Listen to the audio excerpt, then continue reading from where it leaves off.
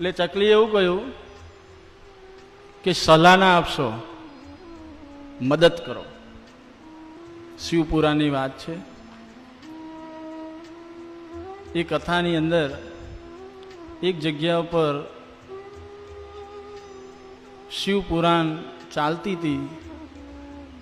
એની અંદર તમે અહીં પણ જોયું હશે, અહીંયા શિવપુરાણની અંદર એક ચકલી કથા સાંભળવા આવતી ભરતભાઈ આપણી સામે ત્યાં બેસતી.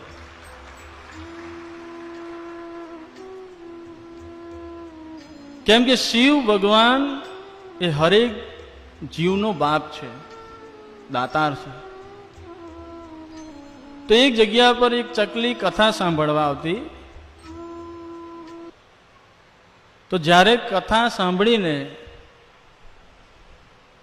એ એના મારે જાય, એના ઘરે જાય, એટલે રસ્તામાંથી દાનો વીનતી જાય. એ વીની વીની અને એના આડોશ પાડોશની અંદર જે હોય એને આપતી જાય.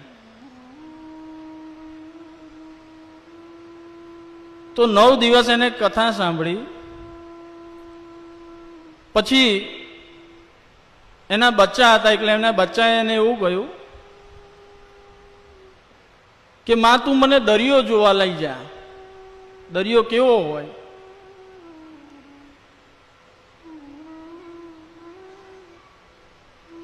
બાળકોએ જીદ પકડી, એટલે એમની માં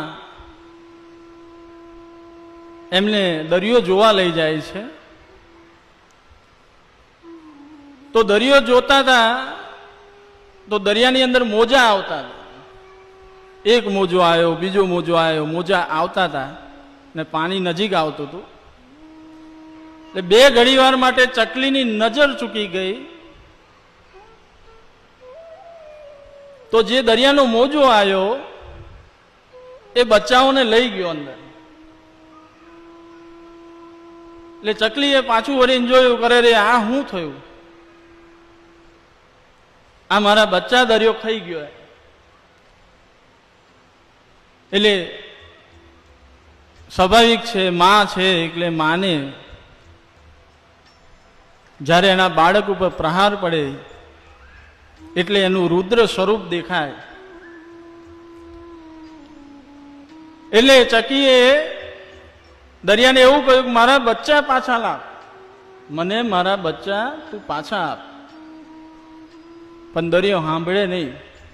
એટલે એ ચકલીએ દરિયોને સામે ગુસ્સે થઈને એવું કહ્યું કે આજે હું તારું પાણી ખાલી કરી